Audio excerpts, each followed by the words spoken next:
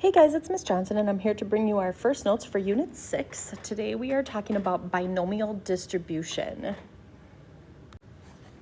So before we get going into binomial distribution and talking about what a binomial distribution actually is, I want you to go ahead and find that table of binomial probabilities. You got a 2-page table of a whole bunch of probabilities. And you're going to be using that heavily in this unit, so you're going to want that out when you're listening to our notes videos and working on your practice assignments throughout this unit. So go ahead and find that table if you haven't taken it out already. So let's talk about a binomial distribution. A binomial distribution or a binomial experiment is one where each trial of the experiment has only 2 options. Okay, so it's some experiment that you're going to repeat over and over and over again, but each trial has only 2 possibilities. You have 1 success and 1 failure. That's it. That's what makes it binomial, because like bicycle, has 2 wheels. A binomial experiment has 2 outcomes.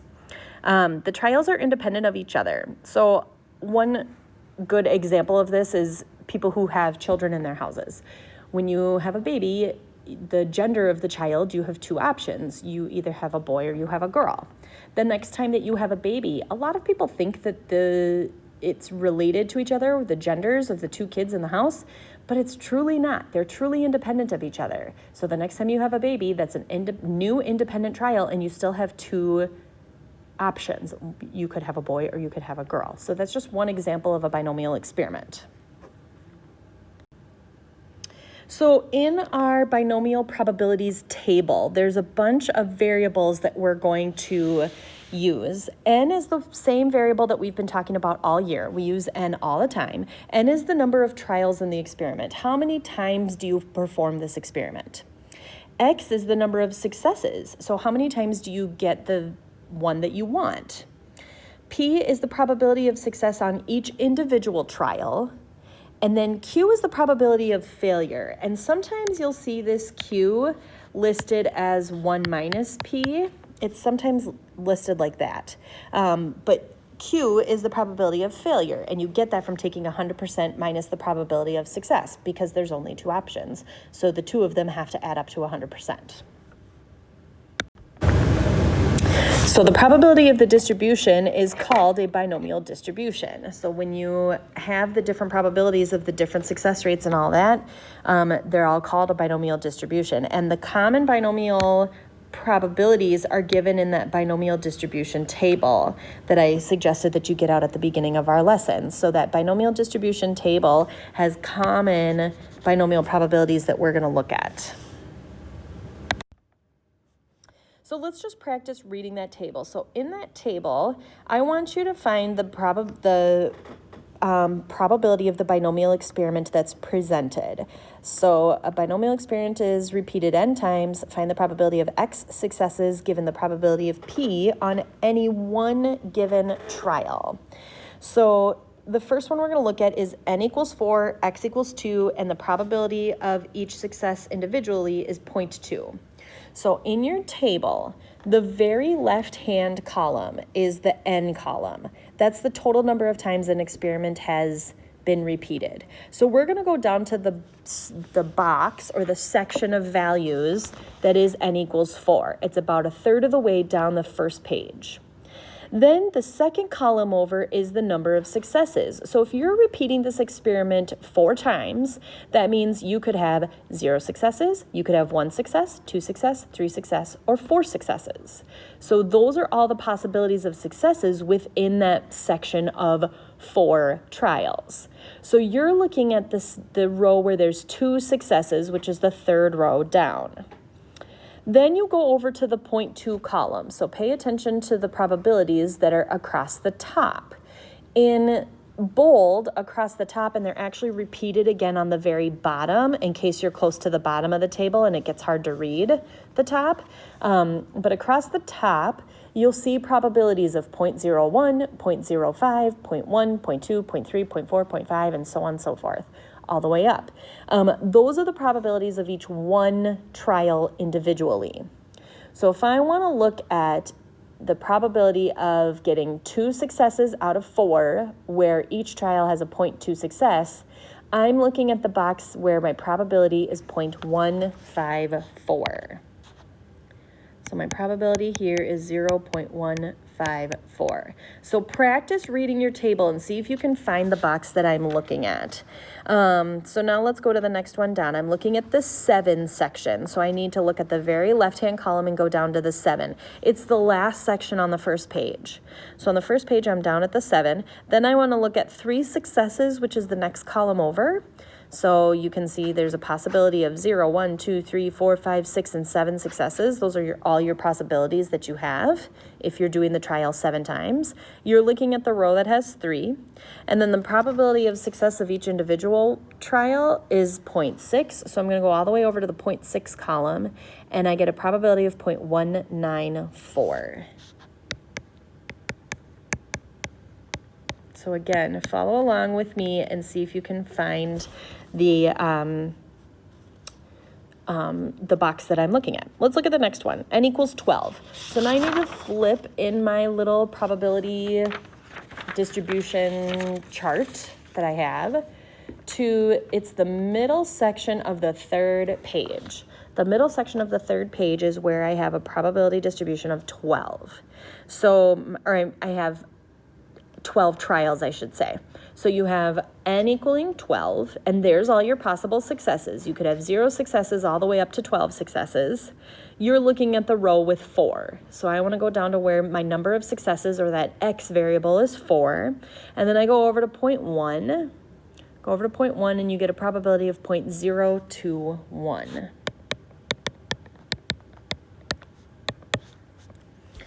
And then the next one, n equals 8. The 8 section is at the top of the 2nd page. And then I want x equaling 2, and I go over to the probability of 0.9. And check that out. You actually have a probability here that is rounding to 0. So your probability there is 0.000. Now, I want to talk about those zeros for a second. So when you see, there's a whole lot of zeros in this table. If you start flipping through this table, you'll notice that there's a lot of places where the probability it falls to 0. What this means is this is not actually 0. Okay, it's not actually 0. It just rounds to 0. It means that your probability is so small. We round all these probabilities to the 3rd decimal place. So our probability is so small that it's out way farther beyond the 3rd decimal place. And when we round to the 3rd decimal place, it's still registering as 0. So since I'm cutting my decimal off at the 3rd decimal place, I don't have any measurable probability there. So that's why all of those zeros exist in this table. Every single box in this table is actually a box that could possibly exist. You could get 2 successes out of 8 if each individual probability is 0.9. That could happen. That is something that could definitely happen. It's just that it has such a small chance of happening that when you round it to the 3rd decimal place, it rounds to 0. So that's why you see all those zeros in that table. All right, so let's take a look at example 2. It says a 70% free throw shooter takes 5 shots. Find the probability of the following. Okay, so the probability of x equaling 4, then x is greater than or equal to 4, and then x is less than 4. So here's what we need to know. We need to know what's n, what's x, and what's my p for each individual. N in this case, the shooter is taking 5 shots. So n is 5. Then I know I'm looking at 4 for each of these things, but what kind of 4? Am I equal to 4, greater than 4, or less than 4? And then the probability of each individual free throw shot is 70%, so that's probability of 0.7. Okay, so here's the section of the table that I'm going to look at. I want to go to this section of my table. So I need to go to the first page, and I'm about halfway down where n is equal to 5. So about halfway down the page, I see n is equal to 5 all the way on that left-hand column. Okay, so now I'm looking at 4 successes, and I need to go over, so that's that second column over, look at the 4, x equaling 4, and then I need to go all the way over to where my probability is 0.7, and I get 0.360 there. So this is a probability of 0.360. Okay, so now let's talk about b. So instead of x equaling 4, I want x is greater than or equal to 4. So that means 4 is a success, but so is 5.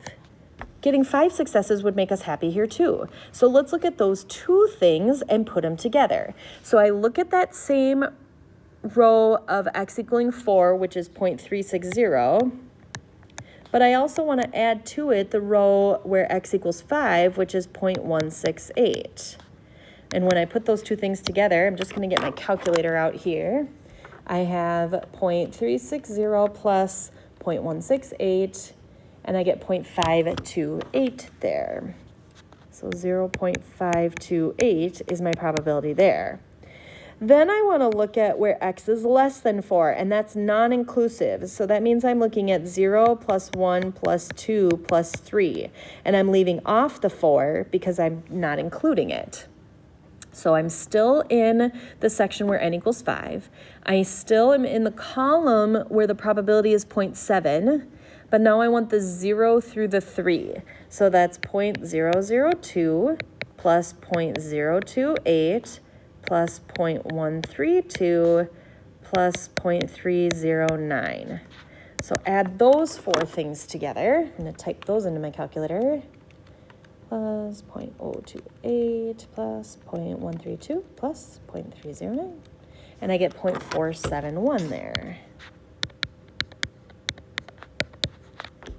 Okay, so pay attention to your inequality symbols there because that's going to make a difference as to what you're looking for your probabilities. Let's try the next one. A multiple choice test has 10 questions, each with 5 possible answer choices. Let x be the number of questions you get right. Find the probability of the following, assuming you guess on each question. So if I'm just going to straight up guess on each question, what's my probability of getting one individual question correct?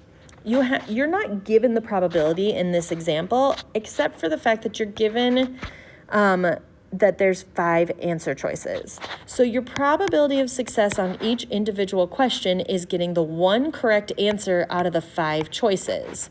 And 1 out of 5 is the same thing as 0.2. The n is 10, and then the x is going to be different for each part that we're looking at down there. So I need to go to the box or the section of the table where n is equal to 10. That's the bottom of the second page. So flip your probabilities table to the bottom of the second page. And then I need to look at my 0.2 column. The column of the probability that I want is the 0.2 column. So in part A, I want to see where x is equal to 2. So I go down to the row where x is equal to 2, and I go over to the 0.2 column, and I am looking at 0.302. In the next one down, I'm looking for getting all 10 correct.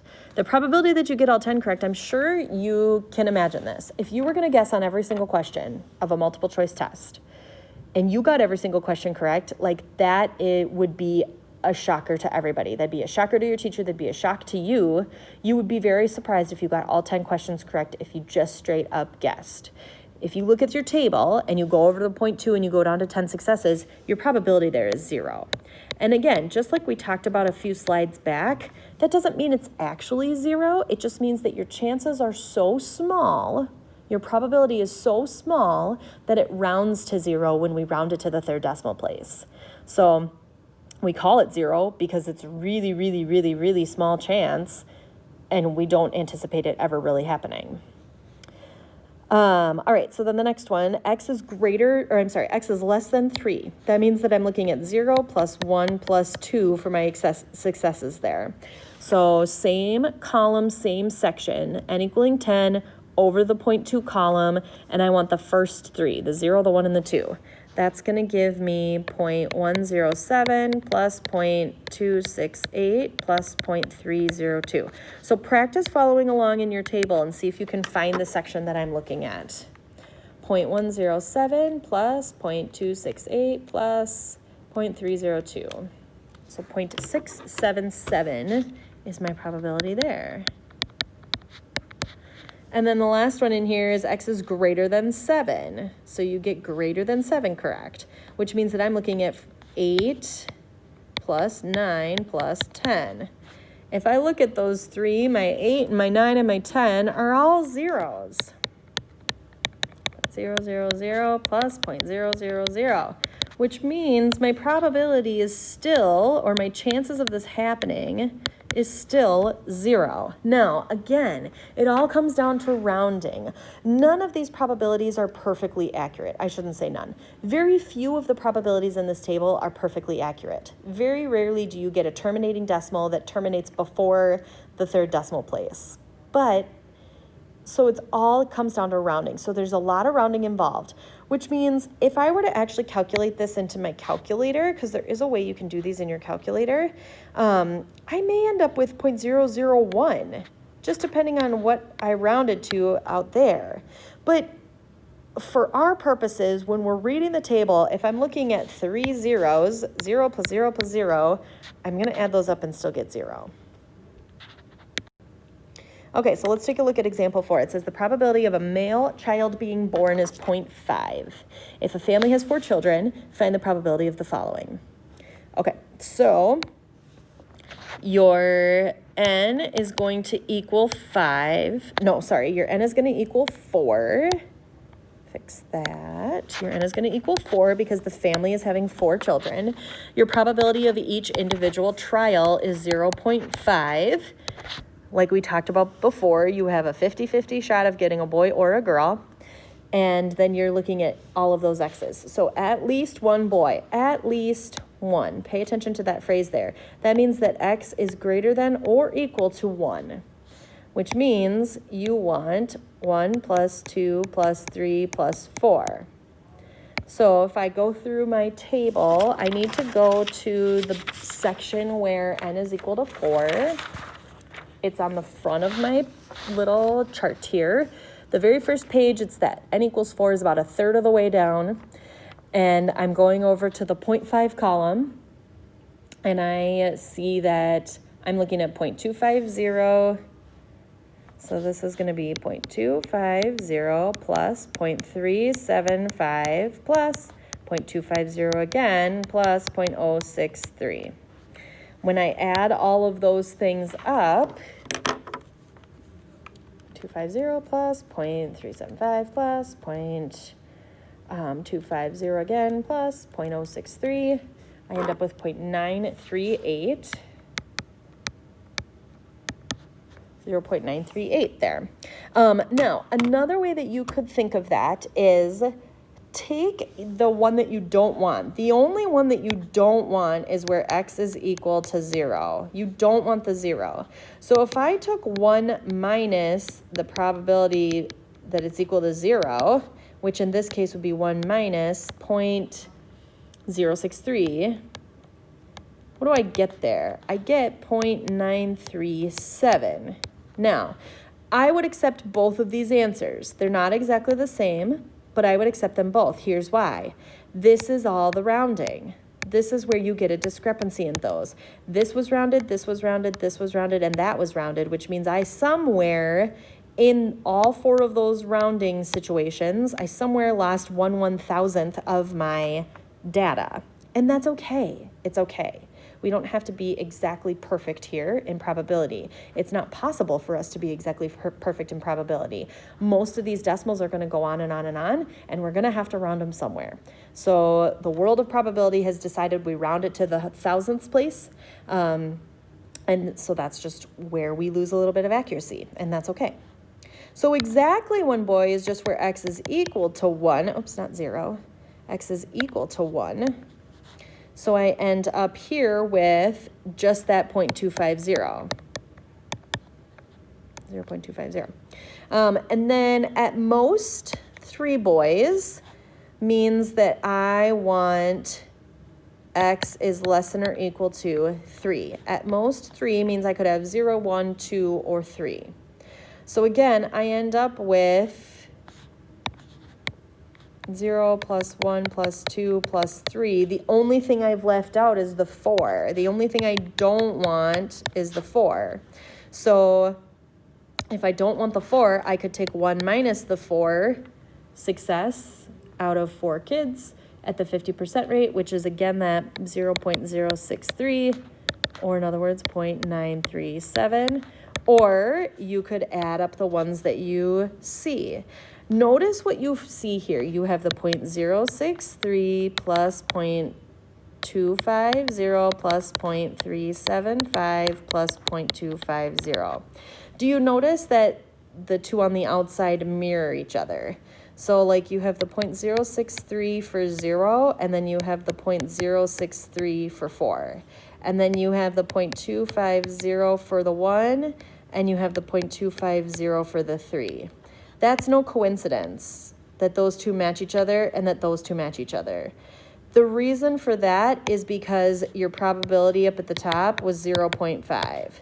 Whenever your probability is 0.5, you're going to get that kind of mirroring because the probability of success is the same as the probability of failure. So then this 1 success and 3 failures is the same thing as 3 successes and 1 failure. It ends up being the same thing because those two probabilities are the same. That's why. All right, last example for us. 60% of people who attend the gym lift weights. Find the probability of the following. 3 out of 10 who enter the gym lift weights. So here's what we got. We've got a probability of each individual trial as 0.6. We are looking at x equaling 3 and n equaling 10. So I need to go to the 10 section, the section where n equals 10, which is the bottom of the second page. And then I need to go to the section where x equals 3, or the row where x equals 3. And then I go over to probability being 0.6, and I get 0.042 there. So my probability there is 0.042. 5 out of 15. So your x is 5, your n is 15. Go to the 15 section. It's the last one in your common table. N equaling 15.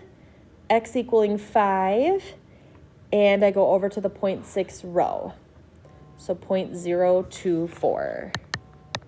0.024 is what I see there. And then the last one, 2 out of 4. So 2 out of 4 means this is my n, that's my x. So x is 2 and n is 4. Ooh, and this is do not lift weights. So if we're looking at the people who enter the gym and do not lift weights, how many people do lift weights? So if 2 out of 4 do not, that means that 2 out of 4 also do, because 4 minus 2 gives me the other 2 left over. So I'm still looking at x equaling 2. I'm still looking at n equaling 4, and I'm going to go to that 0.6 column. So I need the first page. I go to the 4 section, which is about a third of the way down. I go to the x equaling 2 row, and I go over to the 0.6 column, and I see 0.346. All right.